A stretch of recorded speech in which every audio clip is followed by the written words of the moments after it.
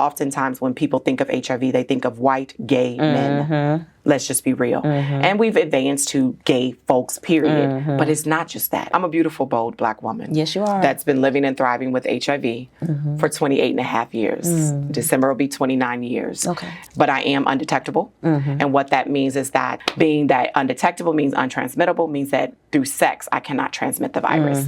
Say you and I are sitting here, or say it's me and a gentleman. We're sitting here, we're getting to know each other, we're vibing, we exchange information, we're having a good time, and we start, we want to go on a date. He finds out that I didn't disclose that I was HIV positive to him. He can go press charges in some states. It's so many laws that are outdated. I can kiss you in some states, and that can be considered a felonious assault. What? I'm undetectable. You heard me just say that. Right. You can't contract HIV from me sexually. Saliva and all the things that we used to, the stigmas. Yeah. That's not how you contract HIV. But in some states, that's a crime. It's still. People look at me and they're like, oh my God, you're right. I am beautiful and bold. But these 28 years have taken a toll. Yeah.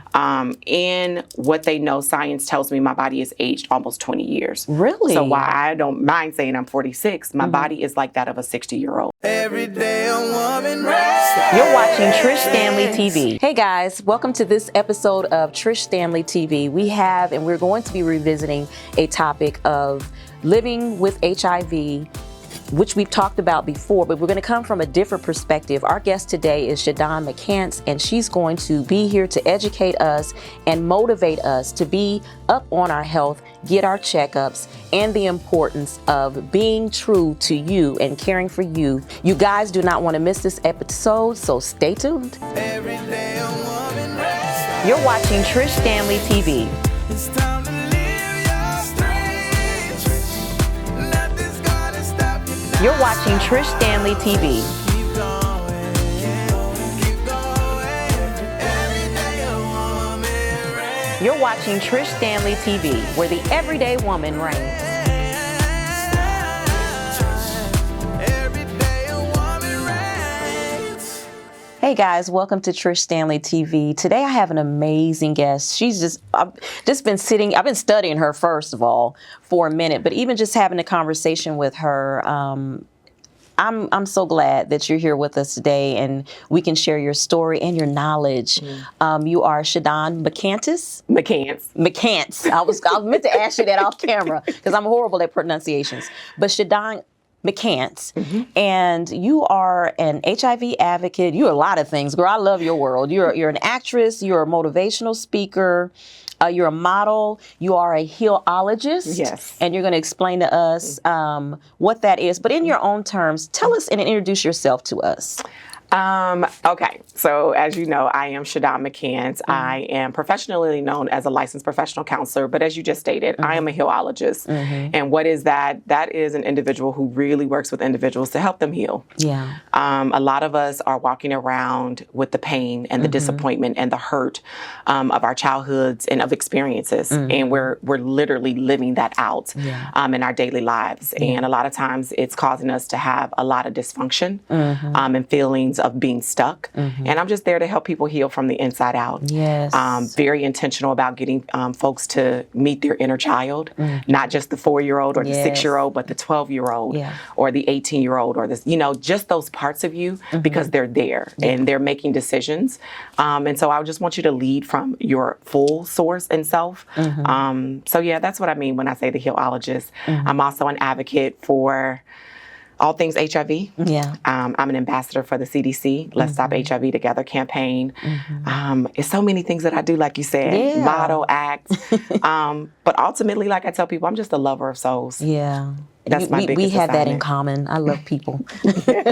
And as you were talking about the 𝐕𝐢ologist and the importance of that, and we were also talking off camera about unresolved issues and things of that nature. And my mind went to, when you were describing that, was a documentary that's out right now called Daughters. Oh, yeah. And when you was talking about helping people heal, there's so many layers to healing. I was watching that documentary. It was about daughters who whose fathers were in prison, and they knew their fathers were in prison, and that was how they lived their life, and they showed the struggle of that. You talked about the different age groups of that, and I thought I was healed because my father wasn't in prison, but he was absent. He was not around, and so when I watched that documentary, I related to the 4-year-old, I related to the 11-year-old, and even with the 11-year-old, she was angry, and my mind took me back to that place of hurt. So when you talk about having a need for a healologist in your life,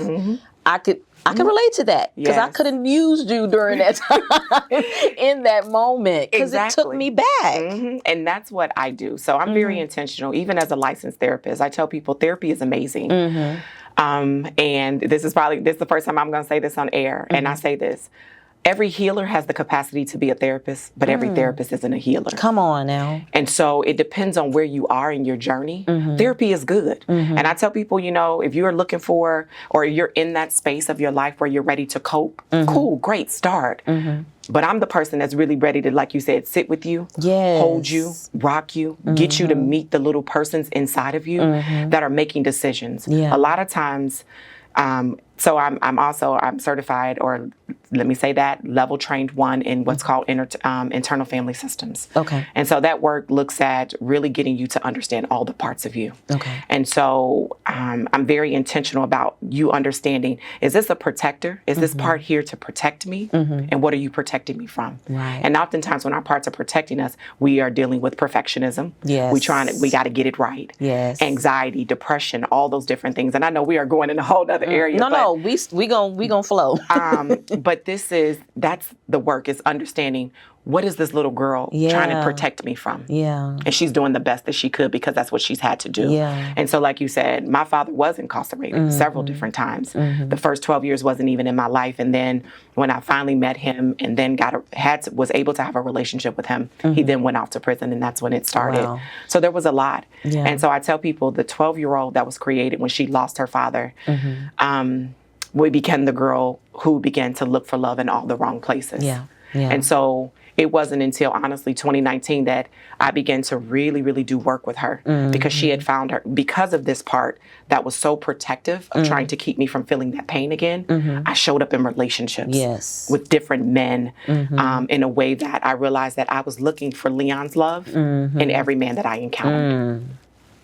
And so that's when I talk about healing. Yeah. Because like as you watched that show, you said you connected with the 4-year-old, even the 11-year-old who was very angry. I tell people I have a 16-year-old who's a fighter. Wait, girl, come on. And so when I'm ready to fight, I recognize that she's online, and what is she ready to fight for? Because she is at the stage. That was the time in my life where I was tired. Yeah. I was tired of a whole lot of things. And so that part of me began at to 16? At 16, I was just fighting. I was on my own by 16. Wow. I was living on my own. Okay. I was trying to figure out life. Yeah. And so I became a fighter. Yeah. And I fought. And of course, she wanted to protect me from anything and anyone that would cause me any additional harm or pain. So it's like, as I do the work to meet all the parts of me, I tell people this. I love all my parts. I love when anger is present because anger is a necessary emotion, but I don't have to lead from that part. Right. And that's the whole goal when I talk about healing, is teaching people how not to lead from your parts, but to not be in, but be with. Yes. Knowing that I need all my parts. I need the little girl that sits in the corner. I need the one who yearns for her mother. I need the one who protects. It's good, but I don't want them to take over because we know perfectionism will kill us. Yes. Black women, we will wear a cape. Yes. That will choke us. Yes. We will think that we have to keep going and giving and giving. And it's like, no, sis, you don't. Right. But that's when you get to know all the parts of you that have, were created to do a role. So yeah, I think it's important too that you recognize, not you, because I know you've way ahead of us, but it's okay to recognize those faulty parts of us, because when you recognize them, then you'll do something about it. Exactly, and that's the part about healing. And I want to say this to you. You said something. People say this, and I just would want to offer this, is that healing is a journey, and you hear it, and we've been saying it because I feel like we have cliched the word healing. Yeah. I take the ED off of it because as long as you are on this side of the earth, a healing is upon you.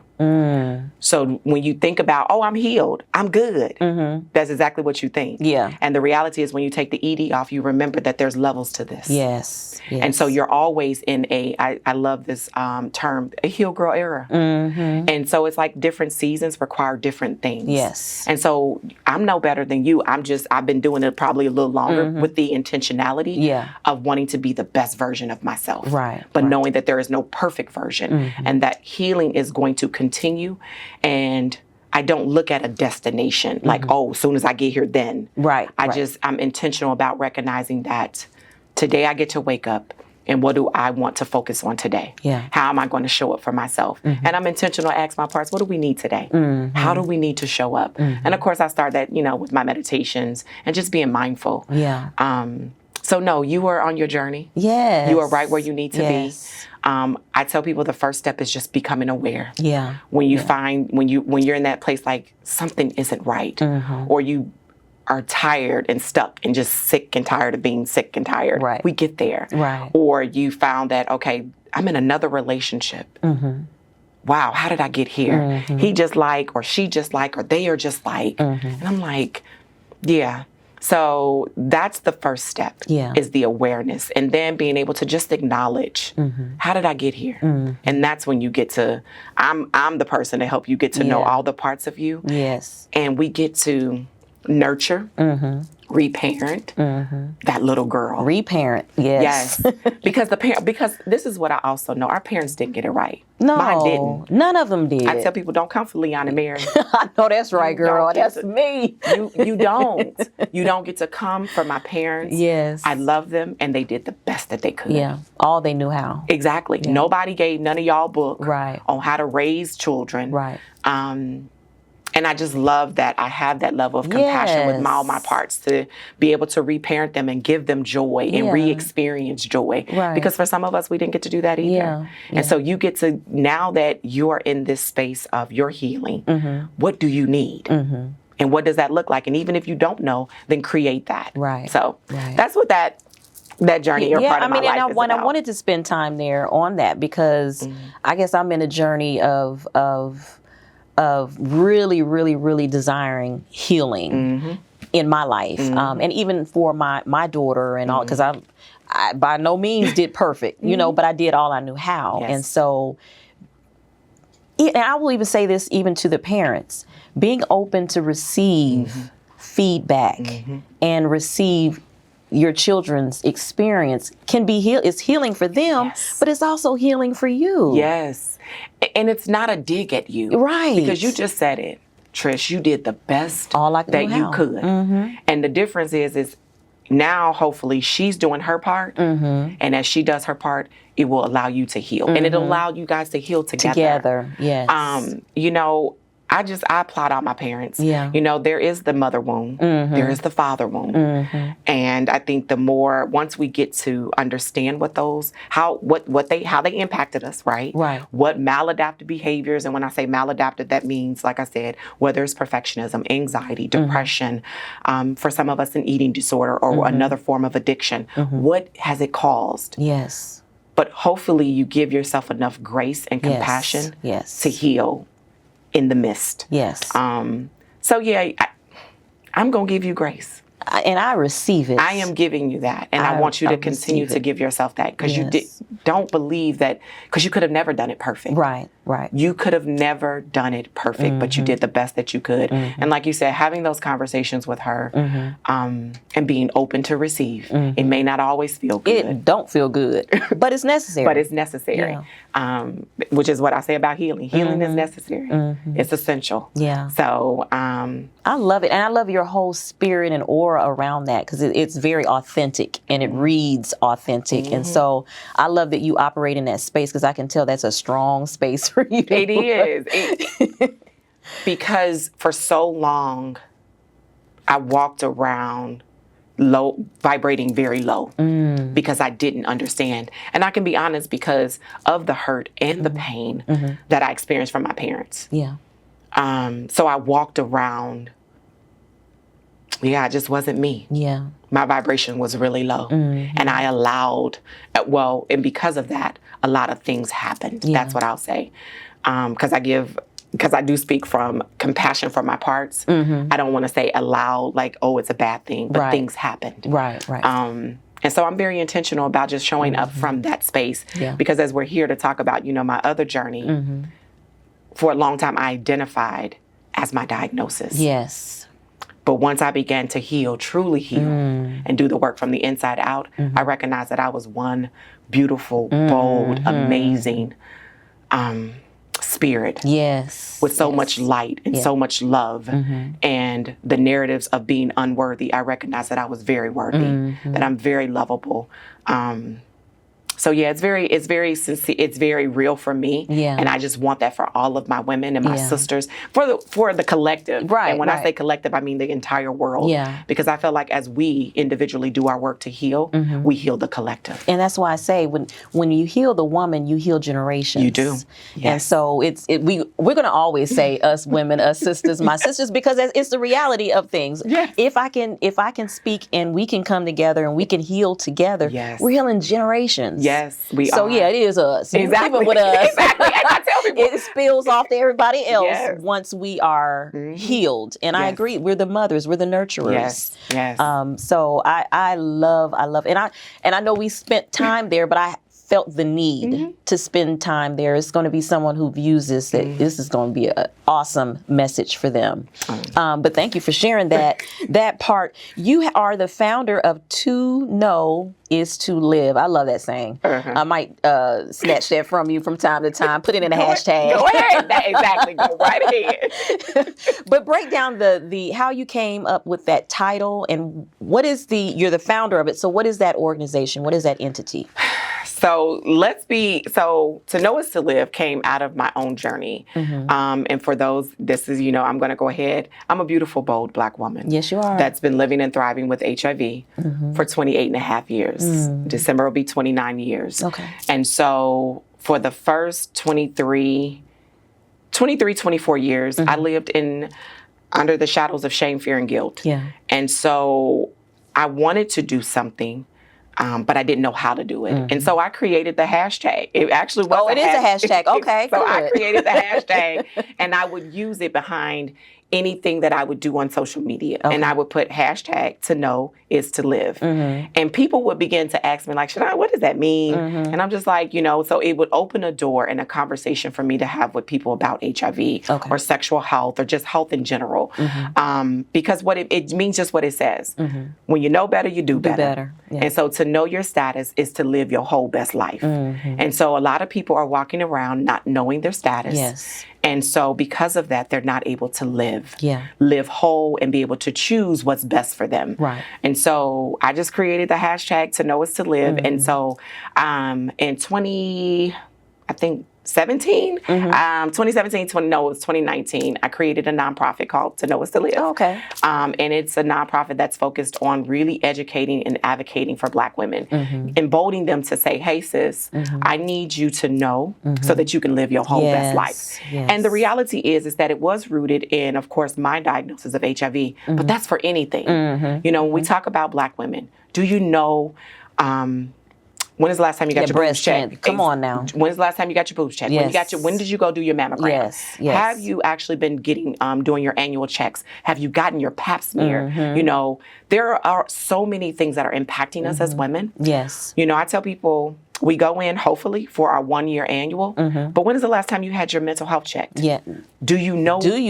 Have you ever? Exactly. Do you know where you are? Are you meeting your goals? Yeah. Are you on the track to attain whatever it is that you need to obtain? So To Know Is To Live is bigger than just the woman that's living with HIV, but the foundation was definitely created to educate, empower, from a real trauma-informed and healing lens.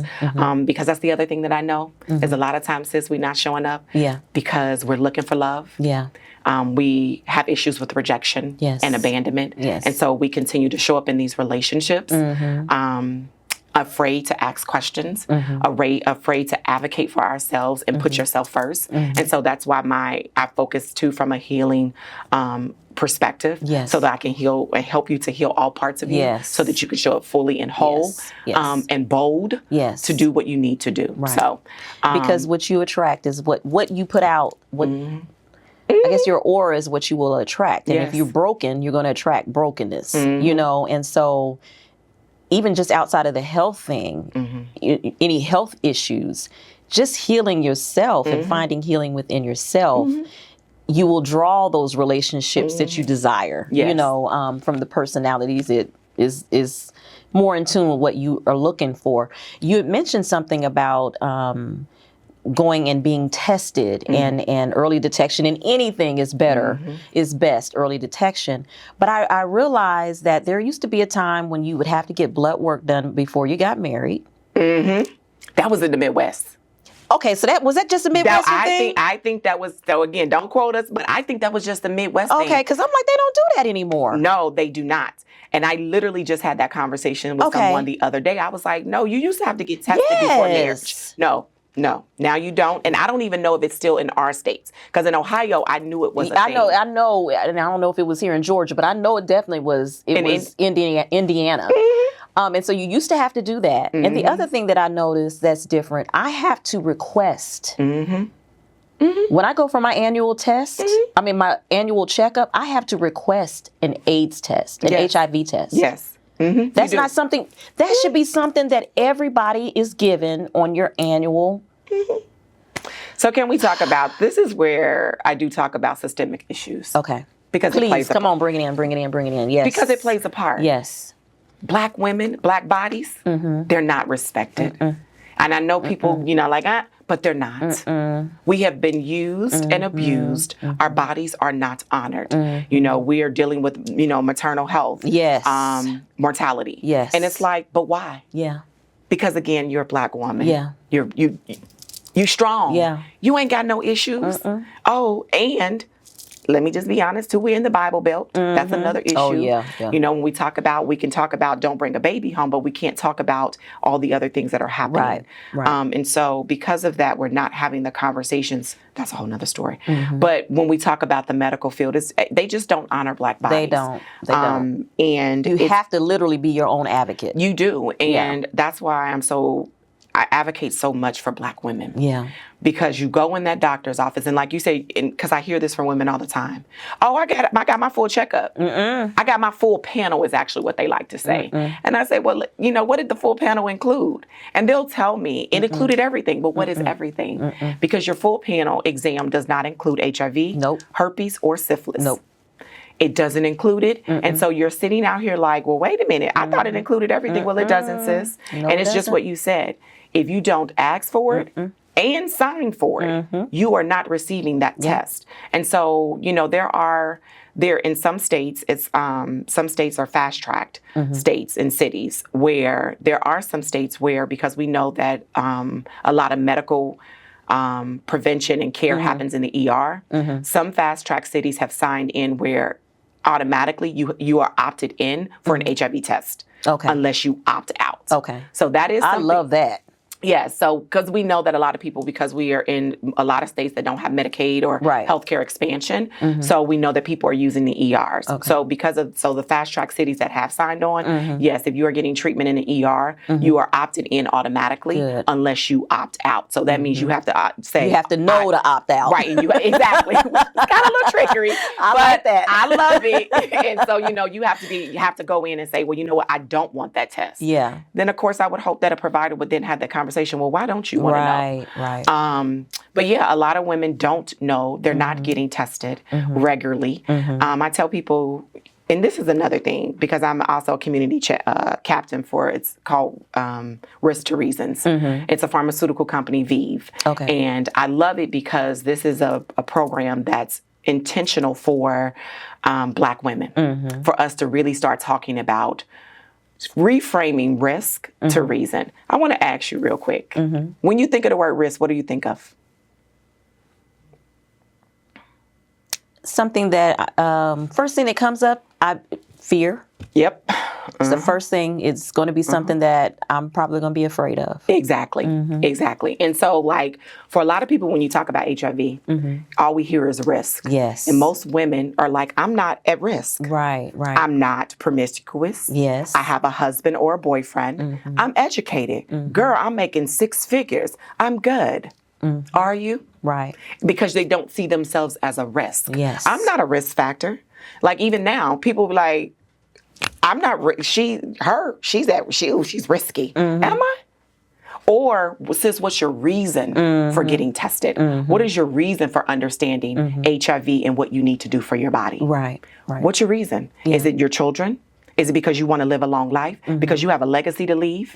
Is it because you just care enough about your body, your mind, your body, and your soul? Yeah. What's your reason? Yeah. And so I love being a champion for that because it gives me an opportunity to talk to my sisters who, again, would normally be like, oh, well, that's not my story, sis. That'll never be me because I'm not at risk. We say that so much, that would not be me, but it is us so often. It's 1 in 48. That's how serious it is. Yes. So when I say that, that means 1 in 48 Black women are susceptible to contracting HIV in her lifetime compared to 1 in 993 white women. So I say that again, sis. Yeah. It could be you. Yeah. We are 6 degrees of separation. It's 6 degrees. I love that. 6 degrees of separation. And it's funny because when I'm very observant to think, probably weird stuff, I'm sure. But I'm very observant to commercials. Commercials says it all. When you look at these medical commercials that are on TV, they're showing you in the commercial the dynamic of that illness. They're showing you the high numbers are represented in that commercial. And one of the commercials is for HIV, the medication. I can't remember the name of it. It's a few of them. It's a bunch of them. Biktarvy, Dovato. Yeah. We are represented in those commercials. Are we? We're one of the ones I saw. Okay. Because it's the only one that keeps coming to mind. It's showing Black and brown people. In it. I'll put it that way. Yes. It's Black and brown people, but all of the women represented in that commercial are Black women. Okay. In this one that I'm looking, it's the heavyset girl that walked the dog, or she washes the dog. Yes. That's the one I'm talking about. So that is, yes. And I know exactly which commercial you're talking about. It's Biktarvy. And she actually lives here. Her name is Nicole. She's actually an advocate, a woman that's been living with HIV, a dynamic. She's amazing. Yes. That one. Finally. Finally. We have Nicole, Marnina, and Lydia Joyce. Those 3 have made the big screens. And those are all women that are living with HIV. The thing is though, and because I do also work in research. And you see a whole lot more than I do. I do, but I love that though. Yeah. I'm going to be honest, I love hearing that. Okay. Because that means a lot. And I know if they're going to watch this, it does mean a lot. Yeah. That means that something is being done. Yeah. Because for a long time, Black women, we've been advocating for Black women's presence. Yes. Because what we know is that oftentimes when people think of HIV, they think of white, gay men. Let's just be real. And we've advanced to gay folks, period. But it's not just that. HIV is not a respecter of person. It isn't. Or socioeconomic status, your sexuality, none of it. It can be any of us. I tell people, if you are out here engaging in any type of sexual experience, you are susceptible to contracting HIV. And especially in the reality is if you're a Black person and if you're a Black woman. Yeah. I think I'm probably giving my age away, but I don't care. Being from the state of Indiana, you know, we had the very first AIDS case that was Ryan White. Okay. The little white boy who got the blood, he got it from the blood transfusion. That was huge. So I think that my outlook on HIV and AIDS, it has never been solely to those who are homosexual and gay because Ryan White was a little boy. Yes. He was not even sexual, nothing sexual about him. It was, so for me, it hit closer to home because at that time I was too young to be having sex too. But I never saw it, and I don't see it as solely a homosexual thing. You can get it from any, well, I won't say it like that. What I will say is there are other ways of contracting it, unfortunately, than by way of sex. Exactly. at the same time, that was a scare, and it leads into my next question, because I just found this out maybe 5 years ago, that if you're homosexual, you can't go to give blood at Red Cross or things like that. Break that down, or share any knowledge what I know about that, it, because it isn't just the homosexuals. Well, I mean, anyone living with HIV, of course, we can't give blood, we can't give plasma, we can't even do transplants. Really? Okay. No, they're working on it. There are some new laws that are happening. I know individuals are advocating for that to be able to happen. But yes, even a man who, I will say, I believe I read something recently where they're trying to change it. But yeah, for a long time, if you identified as homosexual or in the queer community or space, no, you could not donate or give blood. No, and I mean, again, it's where we talk about stigma, where we talk about huge stigma. Yes, stigma, shame, all the things that continue to create barriers, and that's just not okay, because again, that's creating the story and the narrative that it is just a gay disease, and it's not. It isn't. Heck, I wasn't gay. Yeah, right. I mean, I just wasn't, and you know, I contracted it from having sex with a man, a young boy at that time. Yeah. So yeah, that's how I contracted it. So I do like that. I love that you didn't get to see it from that lens. I did. Honestly, and I'm not trying to be funny. because he was a couple of cities away from me, and it terrified us because we didn't know where it was coming from. Right. And so, but that topic, that stigma never came up for us initially. That's not how we were introduced to it. And I'm so glad that was your story. Yeah. I'm so glad, because for so many people it's it wasn't. Which is also why individuals still, I tell people in 2024, yes, people die because of complications related to AIDS, but it's bigger than that. It's because of stigma. It's because of shame. It's because of their mental health. Yeah. And so, of course, that's why I do my work, and that's why I advocate so much, because I'm like, we get to be the change that we want to see. The way that we talk about it, the way that we show up for individuals, it makes a difference. Yeah. You know, if you know someone that is living with HIV, how you loving on them? Yeah. But the other difference is there's a lot of people that are not going to tell you. They're not telling it. No, they're not going to tell you. And for a long time, I wouldn't tell you. Yeah. I did not tell my story until 2019 because I was bullied behind the folks that I chose to tell, because they felt like that I didn't deserve, I think, happiness. I didn't deserve joy. I didn't deserve to be in relationship. And this world is cruel. Yeah. This world can be very cruel. And how we look at people and how we talk about folks. And it's just, so people are not dying because of complications. They're dying because of the stigma and the shame. And I saw your story of how you had to take your mom to the doctor with you, because you said you were independent. And you were 17, you were independent on your own. So and that's so funny, because you're independent, but then you had to bring your mama to the doctor, which I understand it, because that was major news. But so what was the announcement, the first acknowledgement when the doctor said, this is what you have? What went through your mind, your body, I tell people something that happened that day. I heard the voice of God, what I feel like was the voice of God, say to me, this isn't unto death. That just gave me chills. And that I will use you. I sat there and I was like, as a 17-year-old, I'm like, no, God. I don't know what any of this is meaning, but what we're not about to do is tell this story. Right. Like, I don't know how you think I'm going to do this. Yeah. But then fast forward to 2018. Yeah. I met this amazing young woman who was that was helping me to create the nonprofit. Okay. She said to me, Shadawn, she said, I'm hearing something. She said, I'm getting a download. And I said, okay. She said, the Holy Spirit is saying something to me. This is bigger than you. She said, God is ready to use you. And I said, literally, I fell out because nobody had I knew those words. Yeah. And for her to be able to tell me that, I knew God was speaking to me in that moment.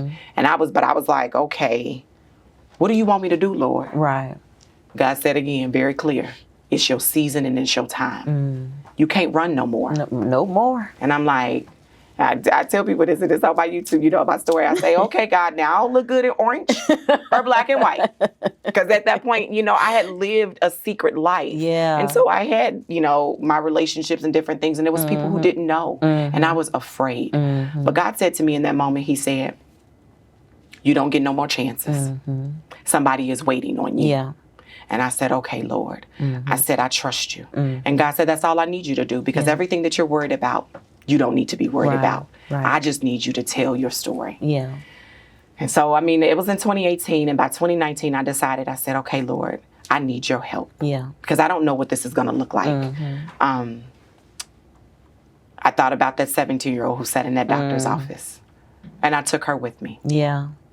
I said, this is what we got to do, girl. I don't know what it's going to look like, but we going to do what we, you know, I knew in that moment, what I tell people, I have a soul's assignment. Yeah. And HIV is attached to it. Yeah. I don't wake up every day like, ooh, Lord, are you going to heal this thing today? Because this is my thing. Like the woman who had an issue with blood. Yes. Yes. Yes. For her, it was if I can touch the hem of his garment. Right. And for me, if I could just do what you're asking me to do, Lord. Some woman out here on this episode, I hope she will be empowered to know that she's so much bigger than her diagnosis. So much bigger, yeah. Whether it's HIV, whether it's hepatitis, herpes, syphilis, whatever that is, breast cancer, whatever that is, sis, you are so much bigger than that. And so I understand that I'm called in this season to be that one to encourage my sister and or brother. Yeah. That we say it happened to me, but it actually happened for you. Yes. And through you. Yes. And that's what I feel like my diagnosis did. At 17, of course, sitting in the doctor's office, I didn't know the magnitude, but I do remember hearing that very loud and clear. This isn't unto death. Yeah. And that I will use you. Yeah. And so I'm in that phase now, where as I sit here with, you. where I sit here with you and so many others.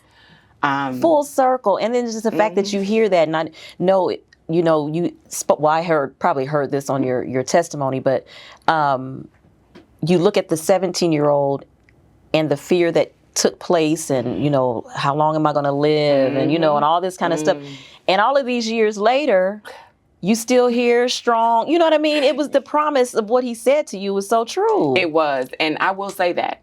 At my 20-year mark, I had a party. Now, let me tell you. Oh, I love that. Let me tell you I love that. Well, because it was like, I sat back in that year it was my 20th year coming up, and I was like, oh, Lord, I'm still here. Yes. I was like, oh, okay now, Lord.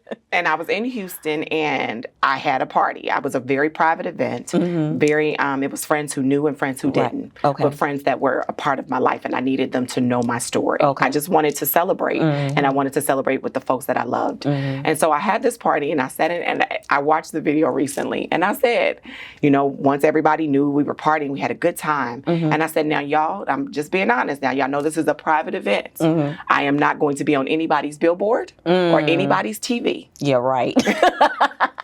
I was like, you know, if you know somebody or I can help somebody privately, let me know. Yeah. You know, hit me up. Right. But this is not a public thing. Yeah. And then I sit here, and that's how God, you know, laughs at you. Oh, he laughs at us all the time. Because your agenda is not his agenda. Right. And I sit back and I'm like, okay, Lord, I said that, and, you know, and it's 8 years later, and this is what's happening. And so I laugh at that because I didn't know. Yeah. I tell people at the time of my diagnosis, I gave birth to triplets, fear, shame, and guilt. And I carried them. Wow. They were my babies. Yeah. You know how sometimes y'all can't get rid of y'all kids. Y'all let them stay in the house far too long. You don't let them grow up. Well, I let them grow up. Yeah. And I put them out. And so I'm just so happy to fast forward to be here and not living in shame or fear or guilt and able to do this. Yeah. It's just a good thing. I mean, I so see it. I see where, and I thank you that you're walking in this, because I'm sure now it's you're probably a little used to it, but back in 2019, you're still getting used to it. 2019 was, when I look back on my YouTube and Facebook and Instagram, because I did it all. So that was in 2019? That was in Okay. 2019. Okay. So this has only been 5 years Yeah. that I've literally been doing this work. And then literally the pandemic happened. I'm very proud of her, but there still was a lot of healing that needed to happen. Yeah. But what I just knew was I was being obedient. It wasn't easy because I was like, oh, cool. Oh God, this is real. This is going live. But God, because people are so nasty and negative, and but I'm gonna tell you, God's promise has been God's promise. wow. When I tell you, and it makes me emotional because that's when I know I'm doing what God told me. I don't get that. Yeah. My YouTube channel, I look at some of the statements, and there's been a few, but not many. God said, the thing that you're worried about, you don't have to be worry about it. You don't. That is not your problem. And so it's given me even more peace and ferociousness to do this the way that I do it. Yes. Because I already know I'm okay. I also took something from somebody that I love and I look forward to meeting one day is Oprah. Oh yeah, she said she don't read the comments. She turns hers off. She exactly. She said I don't read them. Yeah. She said that years ago, and I heard that. And again, when I went on this journey, I heard God said that too. You ain't got to pay attention to that. So I'm not getting in comments and arguing with you. I'm not going to debate. I'm not doing any of that. I just know I'm going to keep showing up, right foot in front of left. Yes. Doing what I know I'm supposed to be doing. Yes. Yes. Sometimes I don't know the full scope, but that's also what we know about God. God said, "You will let me worry about the how.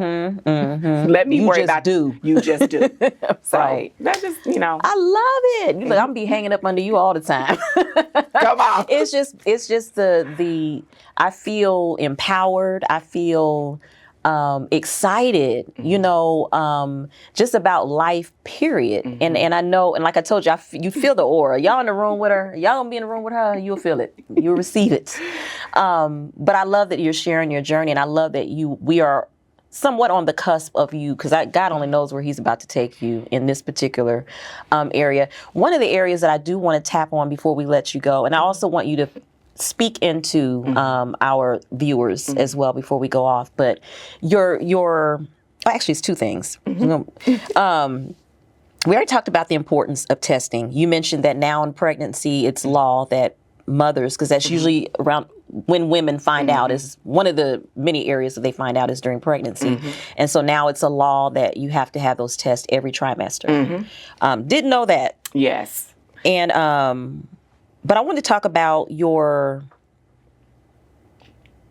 are there any limitations with having HIV, because it's controlled now because you're medicated and all of that. What does that whole process look like? The medication and are there any limitations?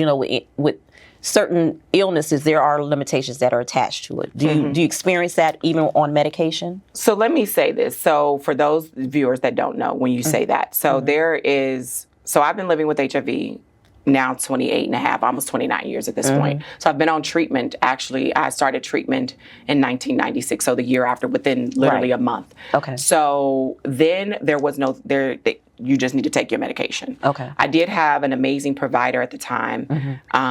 Early on, she said, "Shadawn, you're not going to die from this, but I just need you to do what you need to do." So now I started with, at that time, I think I was 6 pills a day. To now we're down to 1 pill a day. Okay. And actually, there's an injectable now. Oh, wow. Yes. Okay. Yes. There's an injectable actually for individuals living with HIV, but there's also an injectable for prevention. Okay. Okay. Whole nother story. Didn't know that. Exactly. We could literally sit here. Yeah. And if you want me back on World AIDS Day, we can have a whole nother long conversation. Yeah. But yes, so 1 pill a day. When you say limitations, I think it's the limitations that you put on yourself. Okay.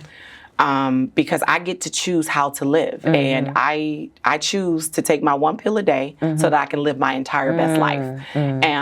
I'm not on the injectable just because of reactions. I can't take that just yet. I'm looking forward to the new one that's coming out. Okay. Because I've been a part of that research. Okay. And so when we talk about limitations, I think if anything, it's the limits that people put on themselves. Okay. Because like I said, to know is to live, and that happens for the individual also that's living with HIV. Know your viral load, know your CD4 count, know how it's impacting other parts of your body, because we do know that the medication,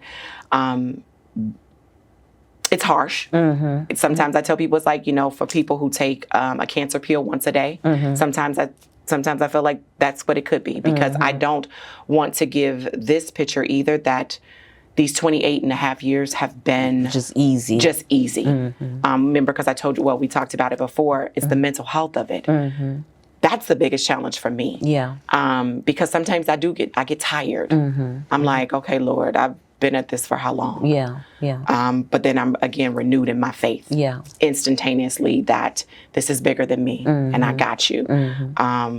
So the limitations are the limitations that I put on myself. Yeah. But I am undetectable. And what that means is that we have advanced so far with medication and treatment that now the virus, you're doing what you need to do, taking your ARTs, the virus is undetectable, it's sleep. Oh, okay. It's not. So it's kind of like when we talk about cancer and it's in remission. Dormant. Oh, yeah. It's dormant. Yeah, exactly. yeah. Okay. Same thing with HIV. Okay. I tell people, so the way that I always do it like this, there's a reservoir and the HIV virus is locked in there. And so the medication does an amazing job to keep it in that locked reservoir. So they're working, of course, to figure out how to get rid of that reservoir at this point. Okay. But until then, that's what you do. You take your medication, it keeps the virus at bay. And so what that means is that when you go into your doctor's office or when I go in, my viral load is undetectable, meaning that in a vial of 500 milliliters of blood, the virus is less than 20 copies. So being that undetectable means untransmittable, means that through sex, I cannot transmit the virus. And so that's empowering for folks. Yeah. Again, it breaks down the limitations of believing that you cannot be in a serodiscordant, meaning with a partner who is not HIV positive. You can. Yeah. Just do your part. Yeah. Take care of yourself. Be responsible. Right. Yeah. Be responsible. Show up for yourself. Yeah. Love on you. And you can too achieve. Now I will say, everybody cannot achieve U=U. And those are some other medical issues or reasons. But for the most part, most folks can achieve it, viral suppression. And once you get there, then yeah, there are no limits. Yeah. If I did talk about another limit would be the criminal justice system. Yes. Come on now. Now that's a whole nother beast that's not caught up to science. Yes. Which is some bullshitnickety. Let me just say it that way. Because people and folks are still being criminalized for a diagnosis of HIV. Just having HIV in some states is a crime. Really? And it's not okay. And so what I mean by that is that there are some states that, say you and I are sitting here, or say it's me and a gentleman. We're sitting here, we're getting to know each other, we're vibing, we exchange information, we're having a good time, and we start, we want to go on a date. He finds out that I didn't disclose that I was HIV positive to him. He can go press charges in some states.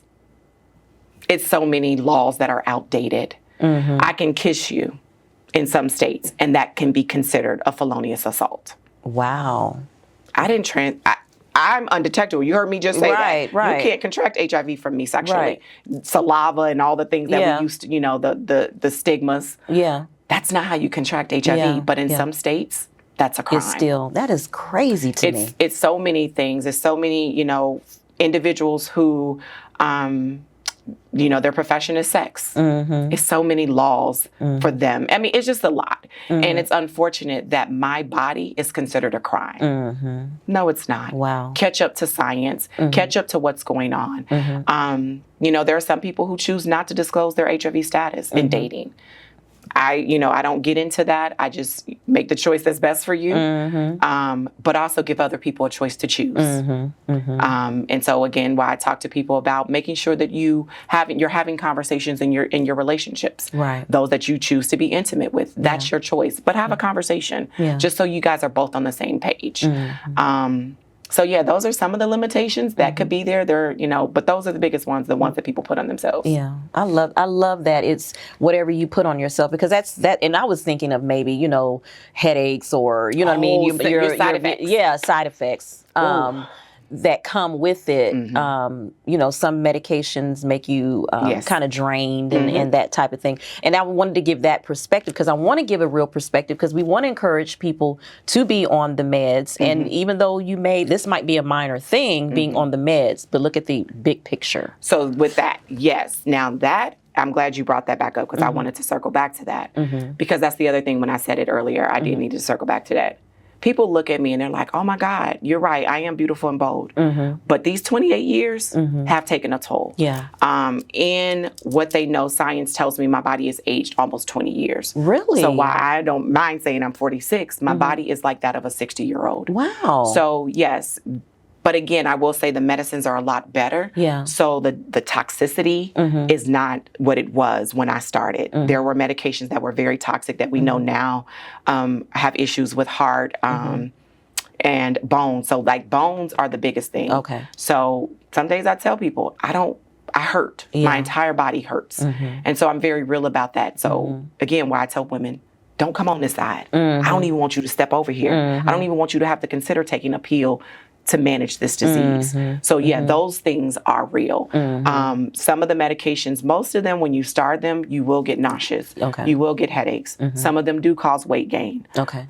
Those are very minimal though. And so once you can get past like the first 2 weeks or 2 or 3 weeks of the medicine, you know, getting into your body, for the most part, it's pretty minimal issues. It's though, again, depending on the medication that you're on, the level of toxicity, it can impact your liver. Okay. There are issues, I mean, studies now that are talking about the issues on our hearts, especially for us who have been living with it for a long time. Thankfully, I just had my heart checked and it's amazing. Good. Yeah. And I've not had any HIV related illnesses outside of the bone issues. I can say that that's one of the biggest things a lot of us talk about, and fatigue. Sometimes you just are tired and you cannot explain it. And I have to give myself grace on those days because some days I am tired and I can't explain it. But I understand it's like, Shadawn, you've been living with this virus in your body for 28 years because HIV it's an inflammatory disease. Yes. And so just imagine inflammation within your body. The good thing is, like I said, it's in a reservoir and it's locked away, but it already had 28, you know. It had prior, I've been undetectable for about 15 years. Oh, good. About 10, 12 years, I would say easily. Actually, no, I've been in Texas 15 years. So I've been undetectable for 15 years. Okay. But yet, you know, prior to that, I still had the virus doing what it did. Yeah. So those are some of the things that people can consider, but I just ask people, and even if it's a person that's watching the show who's on medication and those things are happening, go talk to your doctor. Ask them to consider a change in medication because there are so many medications now. You don't have to just take this one. There's other options. So those are some of the things. Now I'm gonna ask you this, and then because I know I'm only supposed to have one question left. It's okay. We definitely gonna have to have you back on. What is your take on being someone, because this is a cultural thing that we just, you know, we can't help it because of what was done to us.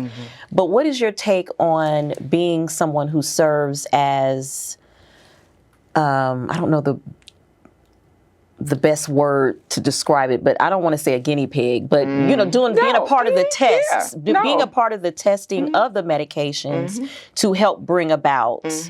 What is your take on that? I mean, and I know that's a hard subject for us because we've been tested on so much, but it's needed because this impacts us the most. Yes.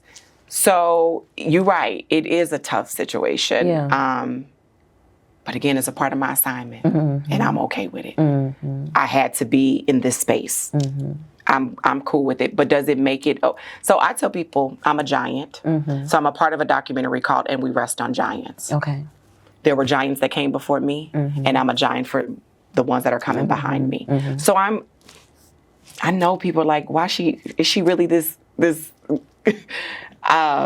full of light and joy? I really am. I needed to do it. I'm glad I could do it for her. Was it always easy? It wasn't, because I can talk about some of these medications. It was one, real brief. Woke up with tremors. What? Like I felt like the demons were literally on my skin. Yeah. So I've had my fair share. So I've done it for the sisters. Okay. I didn't took the medicine. I didn't did what you know, to say, hey, this doesn't work, or this is what this is. To the point where, like I said, where we're now down to 1 pill a day, where there was times where I think I started at 6 pills. At one time I got to 12 to 14 pills a day, back down to like 4, you know, as they were trying different medications, hives throughout my entire body. Yeah. But it was necessary. It was necessary for us to come to the stage. Yes, it's very important. I know we don't like to do research. Black folks don't like to, we don't even like the word research, but it's important. I'm realizing how important it is because what we know is too, a lot of these medications that are coming out on the market, they're been tested in men, not women. Really? A lot of them. The new injectable, I will say, because I try not to use names, for any, but they're one of the most recent one that is used for prevention was actually tested in Black women. Okay. The newest one that is coming out was tested in Black women. Okay. But for a long time, no. Because if I talk about, real brief, prevention, so there's a pill, some people may know about PrEP. You may have heard about I've heard it. of PrEP. PrEP. Yeah. Well, when PrEP came out in 2012, it was not for women assigned female at birth. Really? It was not. Women couldn't even take PrEP. We weren't even allowed to take PrEP. It wasn't for us. One, why? Because it hadn't been researched on women's bodies, so they did not even know what it would do, so we couldn't take it. Now there are the injectable and other options for women who are assigned female at birth, but the newest one that's in pill form is still not. So it's things like that. That are not okay, which is why it is so important for us to consider research, to consider being a part of it, but also, like you said, being knowledgeable and advocating for yourself and asking questions about what is this study for, who invented, like all the things, right? What are you going to use this for? And just being clear, but I do want us as Black women to consider being a part of research because it is important. It's advancing medicine. And I've done my part, so I want my sisters. So we need to do our part. Exactly. Too. Absolutely. Especially when we're talking about prevention. Yes. Because there are medicines that can prevent you from contracting HIV. And they're at approximately like 98, 99% effectiveness. But you got to consider it. Yeah. And hopefully be a part of, the evolution of newer ones and less toxic ones and things like that. So because we're most affected by it. So, Lord have mercy. And so to say that, to put context to that, and I know sometimes we need numbers. Literally over 52% of all new HIV diagnoses are in the South. Yeah.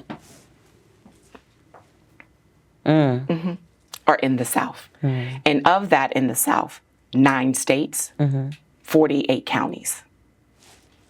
So yes, we are most impacted, and we need to do our part. Yeah. We make up 13% of the population, but over 52% of new diagnoses in the South. That's not okay. No, so it's not okay. Just gives context to that. Girl, that was too much context, but it's real. It's real. It's what we needed. Okay, so we have a few minutes left, and I do not want to go off air without you just really pouring into loving on. I wanted to get to meditation, but we're running out of that. You can incorporate that into this, if you will. But just pour into us, inspire us, encourage us. Just be who you are every day. Let's take a breath. Deep breath in. Hold it. Hold it. Exhale. You are amazing. That breath that you just took is the life force that guides everything that you do. Oftentimes, we are led to believe that we are not enough, that we are unworthy, and that we are unlovable. Well, I'm here to tell you, baby girl, you are worthy. You are enough. You were created and designed by the most amazing force there is, and that is God, who dwells inside of you, whether you want to believe it or not. You are an extension of the Almighty. And so with that, I want to let you know that you are love and that you are light. And anything and everything that you set your mind to, you can and you will. I love you, baby girl. Go be great in everything that you do. And as I said in the beginning, do your work to heal so that you can show up authentically and unapologetically who you were divinely created inherently to be. And that is a whole amazing individual. You're pretty damn dope. I don't even have nothing else to say after that, guys. We'll be right back. Every day a woman reigns. You're watching Trish Stanley TV, where the everyday woman reigns. Every day a woman reigns. Hey guys, I would love to just invite you to go and check out Shadawn McCants. Check her out on social media. Check her out for her 𝐕𝐢𝐝ology. I don't know about you, but I could feel it just with her being in the room, and I know it transferred out to you guys in your viewing of this show. One of the things that she shared with us is that Atlanta is 6 times more likely to contract HIV/AIDS than the rest of the US. And that is something serious. This is an epidemic. It has been an epidemic, but we're not talking about it. And so the conversations need to be had. The doctor's appointments need to be made. And we really need to sit down and really look at ourselves and value ourselves and say, hey, I want to be here for my children. I want to be here for my mate and my family members. And the best way to do that in any ailment that you are faced with is by pre-detection. So let's go and let's get ignited. Let's get excited about getting tested. And it's not going to be an easy thing. We've heard that today. It's not going to be an easy thing. But if God did it for Shadawn, guess what? He can do it for you as well. He's no respect of a person. So I want to thank her again for coming on the show. She's definitely going to be back, y'all. Y'all know she's going to be back. But thank you guys for tuning in. And please feel free to share any of your comments, suggestions, whatever it is with us. We're open and ready to receive you. As I always say when I end out each show, love isn't love. Listen, love isn't love unless you give it away. And loving you first is that first step in loving. Love you first and then give the love away to others. I love you guys and we will see you soon. Take care and be blessed.